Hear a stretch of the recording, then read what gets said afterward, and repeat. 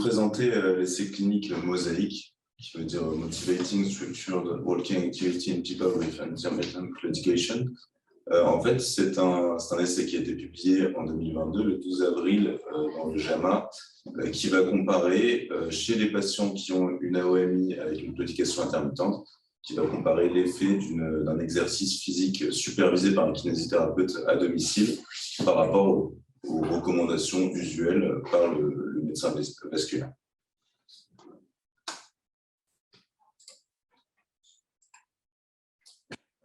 Donc, au niveau de la justification de l'étude, c'est-à-dire que ça a déjà été étudié, exactement le même problème, mais les résultats sont assez contradictoires, des essais cliniques qui donnent des résultats complètement différents. Pour recommencer.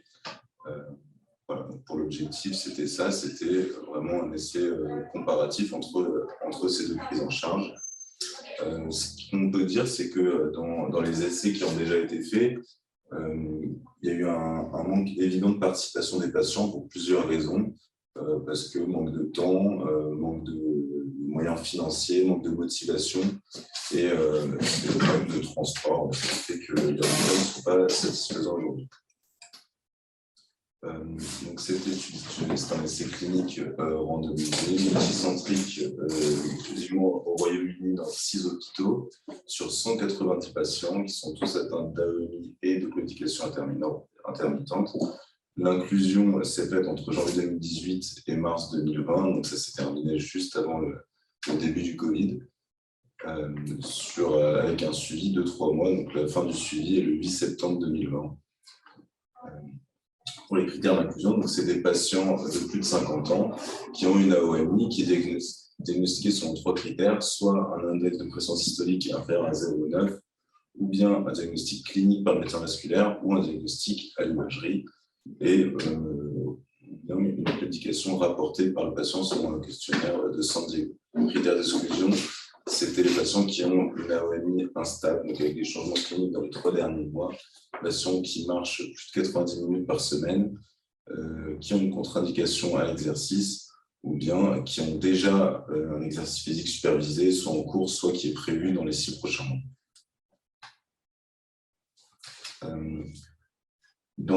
Parmi ces 190 patients, il y en a seulement 148 qui ont été suivis jusqu'à la date finale de suivi de 3 mois.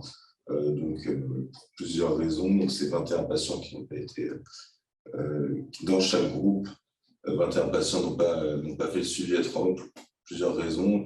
D'une part, le Covid, il y a eu des perdus de vue, il y a eu des abandons et le suivi a été incomplet. Donc, voilà.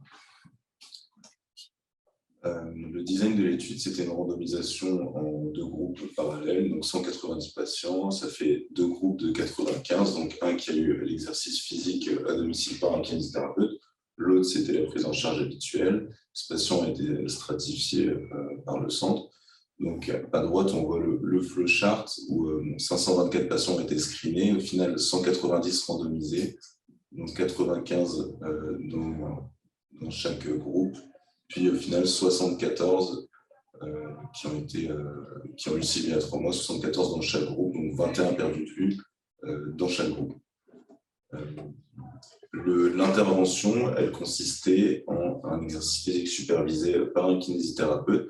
Donc c'était des kinés qui avaient une formation de 2 jours pour ça, avec des entretiens motivationnels. Ils ont eu un livre de formation. Et donc, il y avait 4 interventions pour ces patients dans ce groupe, 2 entretiens de 60 minutes en personne avec le kinésithérapeute, puis 2 entretiens de 20 minutes par téléphone. Et le traitement standard par les médecins vasculaires, en fait, c'était juste des conseils de marche à domicile et le traitement médicamenteux, rien de plus. Au niveau de définition, donc le critère de jugement principal qui a été analysé, c'est... Juste revenir en arrière, donc en fait il y a un groupe traitement médical simple, oui. Et dans l'autre groupe c'est traitement médical plus exercice à la marche. Oui, c'est ça. Il n'y a pas de chirurgie du tout là. Non, il n'y a pas de chirurgie du tout. C'est pas que physique, donc c'est des conseils physiques par le kiné pour les 2 premiers entretiens, et surtout ils insistent beaucoup sur sur la motivation du patient et le fait qu'il comprenne bien sa pathologie, les traitements disponibles et le suivi de la maladie, qu'il comprenne et qu'il participe à la prise en charge. Mais pas de traitement chirurgical. Donc, le critère du jugement principal qui est analysé à 3 mois, c'était un test qui consiste à mesurer le temps, le périmètre de marche en 6 minutes.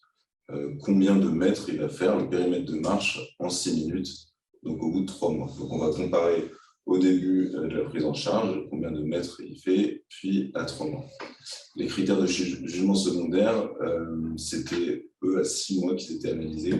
Donc en fait, c'était des questionnaires. Voilà, pas mal. Donc ça évalue la capacité à la marche rapportée par le patient, le périmètre de marche maximum, les activités de la vie quotidienne, etc. Donc c'était des questionnaires remplis par le patient. Il y a aussi 2 autres critères secondaires. C'était donc sur le critère de jugement principal qui est la distance de marche en 6 minutes, c'était la durée de marche sans douleur, c'est-à-dire on mesure le mouvement, la période de temps au bout de laquelle le patient va dire là je commence à avoir mal, et l'autre critère c'était la capacité maximale de marche, à partir de laquelle il dit là je ne peux plus, j'arrête. Et le dernier c'était l'adhésion à l'exercice sur un dernier score. Pour le tableau 1, la comparaison des patients, donc il n'y a pas de significativité entre les 2 groupes, ils étaient assez bien répartis dans la randomisation. Ce qu'on peut voir, c'est que c'est des patients qui ont à peu près 68 ans de moyenne d'âge. C'était surtout des hommes avec 66-67 dans les 2 groupes. C'est des patients, par contre, qui sont quasiment exclusivement, donc à 80% environ, de race blanche. L'IPS dans les 2 groupes était à 0,63 de moyenne, l'IMC à 26,8. Voilà, après, c'est des patients vasculaires. C'est pour les plus jeunes, c'est vraiment le profil typique du cloniquant. Hein. C'est autour de 67-68 ans, 30% diabétiques. Et effectivement, comme tu l'as souligné, dans les études cliniques, c'est essentiellement des patients blancs.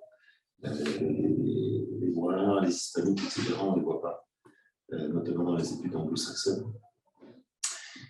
Mais bon, le profil en tout cas de ces patients-là, c'est le cloniquant. Le cloniquant, c'est pas 75 ans, avec 60% de diabétiques, c'est ça. 67, 68, 30% de diabétiques. Et dernière chose qu'on peut remarquer dans le tableau 1, c'est à droite le périmètre de marche à 6 minutes à la baseline. Il est dans le groupe interventionnel, il est à 353 mètres et dans le groupe standard à 370, donc c'est pas significatif. Ça fait une moyenne de 361 mètres. Donc les résultats de cette comparaison des 2 groupes, donc cette colonne c'est le groupe intervention, cette colonne c'est le groupe standard. Donc on voit que pour le critère de jugement principal qui va être cette ligne, le test le périmètre de marche à 6 minutes, on a vu que dans le groupe intervention, il est à 352,9 mètres. Il va passer à 3 mois à 380,6.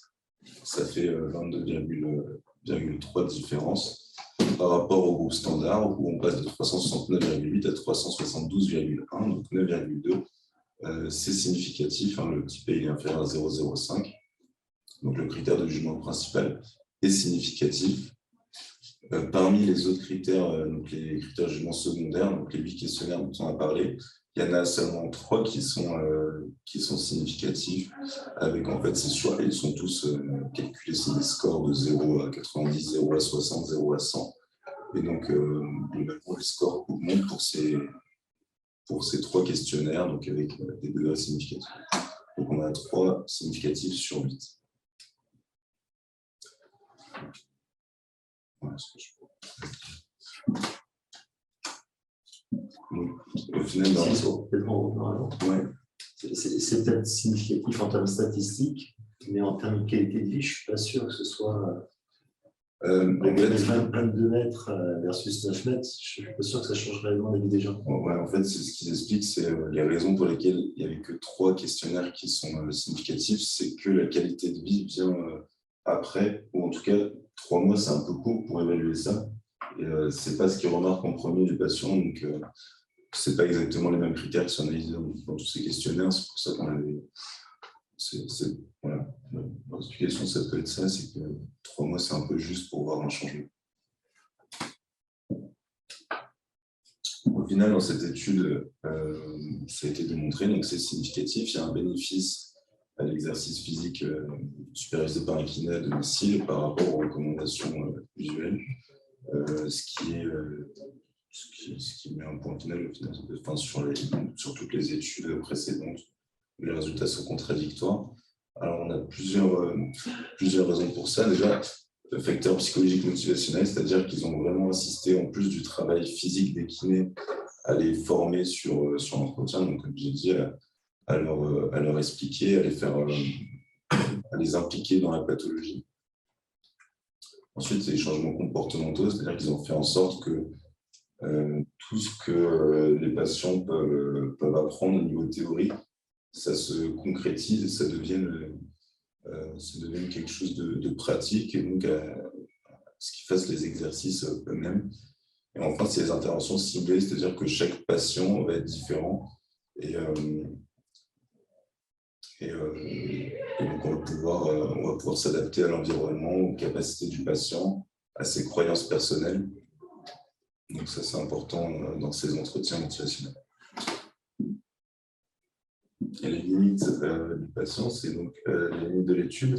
Il y a 22% des patients, comme on l'a dit, qui n'ont pas eu de suivi à 3 mois. Alors, pour la raison qu'on a citée plus tôt, mais ça ne rentre pas dans les objectifs de puissance qui étaient à 90%, donc on est plus à 88%.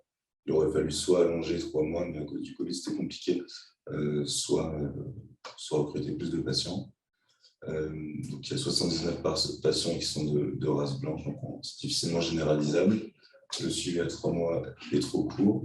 Alors, il y a aussi le fait que le groupe témoin, donc le traitement standard, ce n'est pas un placebo, c'est-à-dire qu'il n'y a pas aucune activité qui est faite.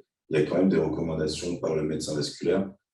On compare quand même au final 2 groupes interventionnels qui sont différents, mais c'est l'intervention dans les 2 cas. Et au niveau des entretiens téléphoniques, donc je rappelle, c'était 2 entretiens de 60 minutes en physique par les kinés, puis 2 entretiens de 20 minutes au téléphone. C'était compliqué d'évaluer la fidélité de ces sessions. Des fois, c'était plus court que 20 minutes. Et donc, on peut difficilement évaluer ces entretiens téléphoniques. Donc, en conclusion, ça améliore le périmètre de marche, l'exercice physique supervisé. Et il faudrait amener d'autres études avec un suivi plus long, plus de patients, pour voir si les résultats sont stables dans le temps. Ok, très belle présentation, félicitations. Et on a des questions concernant l'éducation. Je trouve ça étonnant qu'il y ait. Alors, effectivement, les résultats sont significatifs, mais une augmentation de domaine du périmètre de marche. Un système, quand même, de temps en temps. On va être les pieds dans le plat. J'ai l'impression qu'on fait quand même mieux. Je suis étonné que les résultats soient pas plus probants que ça. Parce qu'en pratique clinique, quand même, c'est pas ce qu'on observe. On a l'impression qu'il y a une grande partie des patients qui récupèrent beaucoup. Je crois que toutes les études avant montraient des périmètres de marche beaucoup plus importants, de 50-60 mètres. Et là, je crois que c'est juste le fait que ce soit 3 mois, c'est un peu plus. C'est surtout ça. Mais oui, les autres études, c'était plus 50 mètres. Et il n'y a pas d'analyse en sous-groupe en fonction des lésions. De dire qui va répondre mieux sur les lésions iliaques, les lésions fémorales superficielles, etc. Finalement, ça permettrait d'estimer énormément qui va rentrer dans la case de station. Ce que tu dis là, c'est très important, c'est qu'il n'y a aucune description lésionnelle. Entre une claudication d'origine iliaque ou une claudication fémorale superficielle, c'est pas la même chose. Et sur les têtes profondes, c'est pas la même chose. C'est juste par rapport à l'IPS et clinique et imagerie, ils prennent toutes les claudications. C'est-à-dire s'il y a un gros pavé dans la fémorale profonde, on peut marcher comme on veut, la profonde ne se développera pas. C'est même, et d'ailleurs dans les recommandations, c'est une contre-indication à la régulation. Et ça ne fait pas partie des critères d'exclusion, par exemple, de leur étude. Donc ça, et sur cette étude, c'est une étude anglaise en plus, je crois. Hein. Ce qui m'étonne là-dessus, parce que les Anglais sont très bons dans ça, c'est l'évaluation médico-économique. En fait, en médico-éco, c'est pas simplement les sous, c'est en fait c'est le critère qui est souvent utilisé, c'est l'ICER, Incremental Cost Efficacy Ratio. C'est un ratio entre le coût des deux procédures, de l'intervention et du contrôle, et divisé par la qualité de vie. Et là, en termes de coût, il y a un kiné qui va venir à la maison, qui va appeler. Et si on rapporte ça à la qualité de vie qui ne bouge pas trop, je ne suis pas sûr que vraiment le coût, l'efficacité de cette intervention soit si valable que ça. Pas du tout dans l'enjeu. Étonnant, parce que je ne suis pas persuadé, compte tenu de la faible impact sur la qualité de vie, qu'il y a un intérêt à faire arrêter ça. À partir maintenant. OK. Et ce qui est pas mal quand même, c'est de voir que dans le mode de pensée actuel, on commence à impliquer des personnels non médicaux dans ce genre de trucs. Et ça, je pense que ça fait partie des clés de la réussite médico-économique. D'impliquer des kinés ou des IPA ou des personnels qui coûtent moins cher, avec des tâches qui sont extrêmement bien définies, etc. C'est quand même pas mal. Le médecin n'a pas le temps de réaliser. Ouais. On donne des conseils, mais finalement noyés dans une consultation.